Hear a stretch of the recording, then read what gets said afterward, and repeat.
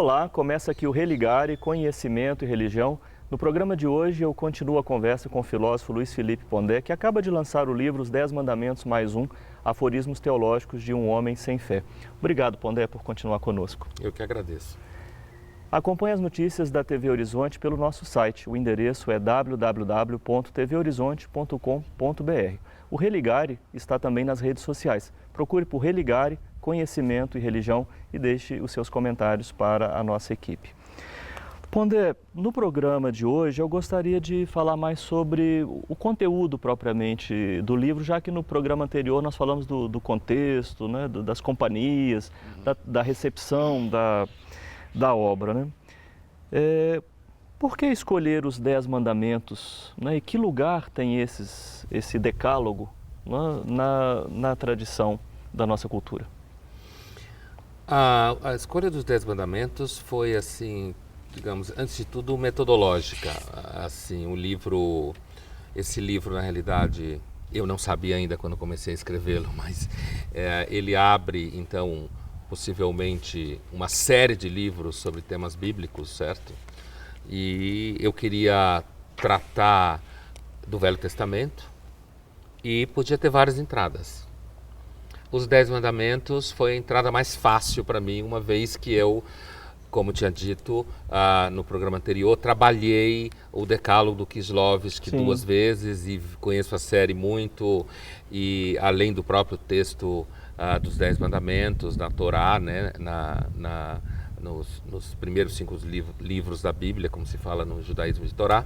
Então, assim, foi antes de tudo uma escolha metodológica era mais fácil esse caminho para começar a falar sobre o Velho Testamento.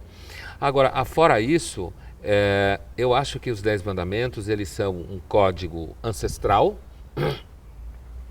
E eu tenho uma ideia que eu venho perseguindo ela já há algum tempo, Flávio, que é o seguinte. Como eu suspeito um pouco que a modernidade tenha lá os seus engodos, né? E um deles passa pelo que eu acho que nós modernos achamos que o mundo nasceu conosco. E daí eu tenho uma suspeita cada vez mais crescente, que às vezes inclusive resvala em debates políticos, de que em muitas coisas os antigos eram de alguma forma mais profundos, mais detidos, entendiam melhor de ser humano. Por isso às vezes eu já escrevi em outros momentos que eu tenho a impressão que daqui 1000 anos, ou daqui 2000 anos, quando forem fazer história, vão continuar dando mais atenção aos romanos e aos gregos e aos hebreus do que a nós, né? Então, eu acho que os 10 mandamentos é um código que trata de coisas que, por exemplo, a importância de você reconhecer nos antepassados fundamentação dos comportamentos, já que nós hoje, a filosofia já sabe disso há algum tempo, né? Não tem fundamentação a moral, assim, no sentido de que você consegue refazer valores, desconstruir, construir e tudo mais, de alguma forma. Também a questão da idolatria, que domina o primeiro mandamento e domina o Velho Testamento. O tema da idolatria, que eu acho que é bem importante, porque hoje há uma idolatria a si mesmo, que eu acho o pior tipo de idolatria, e acho assim, na realidade, a mais brega de todas, quer dizer, o eu que idolatra a si mesmo e acha que tudo bem parar de acreditar em Deus, aí você passa a acreditar em si mesmo, né? Que acredita sobretudo em si mesmo. Então, eu acho isso o fim do mundo, assim. Eu vejo, inclusive, nesse sentido, a discussão da idolatria no Velho Testamento, a crítica da idolatria no Velho Testamento, quase como uma espécie de controle de qualidade contra você acreditar em alguma bobagem, né? Outra coisa é o tema da mentira, né? O problema do falso testemunho, como a vida se desarticula completamente quando você entende que tudo bem dar falsos testemunhos e mentir, que é uma coisa que domina talvez 80% do cotidiano.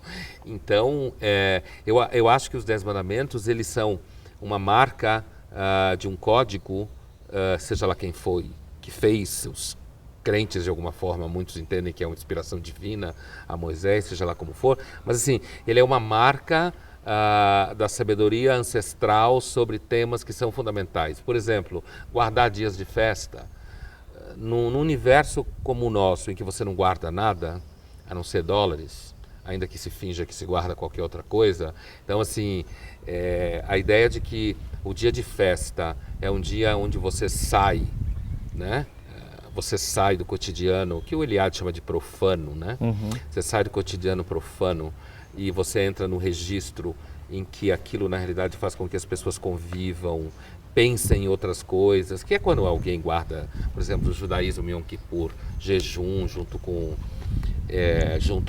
uma reflexão. Então, acho que quando o mandamento fala para você guardar o dia de festa, ele entende que existe algo no cotidiano que você tem que sair dele para entrar num outro tipo de experiência. Sobre essa pretensão humana que você falou, que é uma das, junto aí da idolatria, né, idolatria de si mesmo, você reforça muito a ideia do ser humano como guardião, não como dono de nada.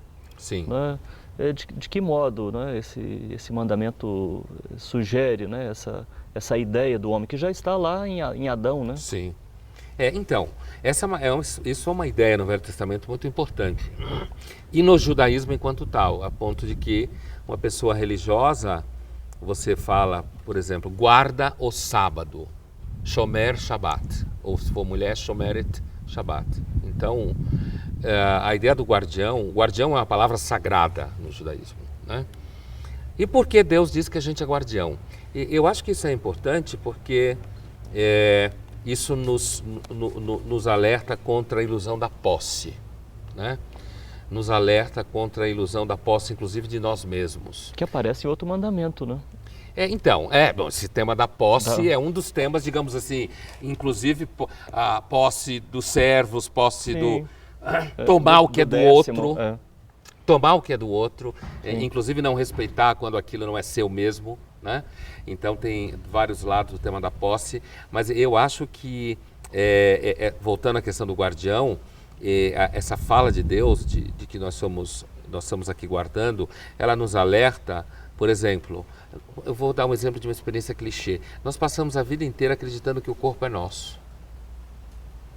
E uma das experiências mais terríveis é quando você vai descobrindo que ele não é.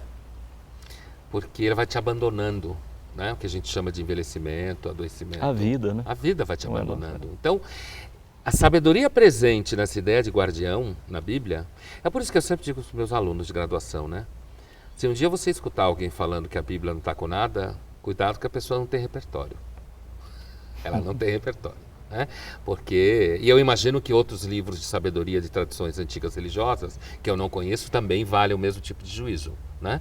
Então, nesse sentido, a ideia do guardião, ele ilustra, inclusive para você, de que você não tem a vida, né? E ao mesmo tempo, a ideia do guardião conversa muito bem com uma ideia tipicamente cristã, que é a ideia da graça, né? Essa ideia que eu me ocupei tanto no meu doutorado, da teoria agostiniana e pascaliana da graça, que eu acho um conceito absolutamente... Quando você começa a se achar dono, ou você começa a achar que você tem direito a tudo, você se torna um ingrato por definição. Por isso que eu acho que a nossa época vai ser lembrada com a época de ingratos. Sim. Tem a questão do quarto mandamento, você reflete sobre o tema da ancestralidade. E a nossa época tem muita dificuldade, né, de reconhecer, você já mencionou isso aqui agora, dificuldade de reconhecer o valor, né? Eu acho que a modernidade ancestral. é uma espécie de adolescente de 14 anos, assim, que começa a julgar a mãe e a avó, sabe, uma coisa assim, ou o pai ou o avô.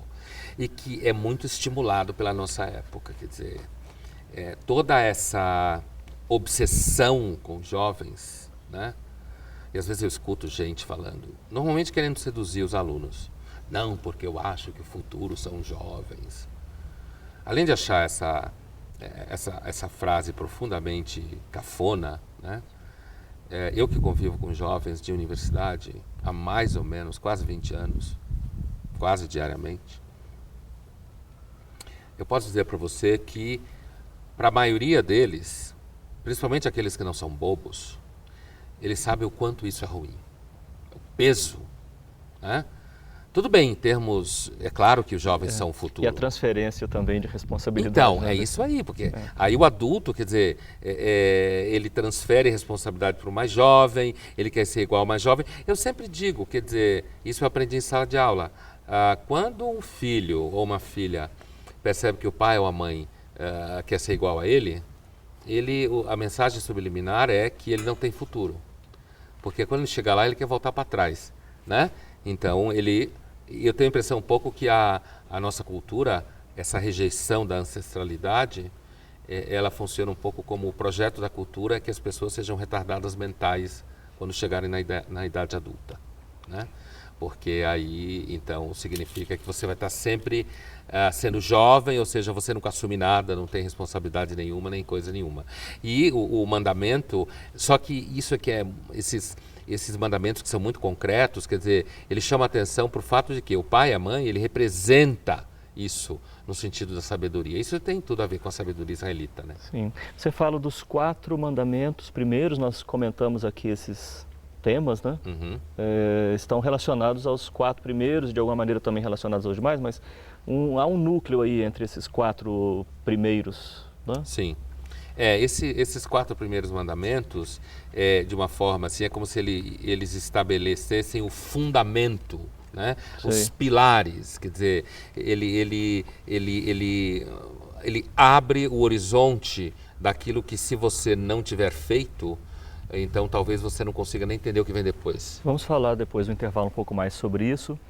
No programa de hoje eu recebo o filósofo Luiz Felipe Pondé. Nós estamos falando sobre o livro 10 Mandamentos mais um, Aforismos Teológicos de um Homem Sem Fé. Nós vamos fazer um breve intervalo e voltaremos já.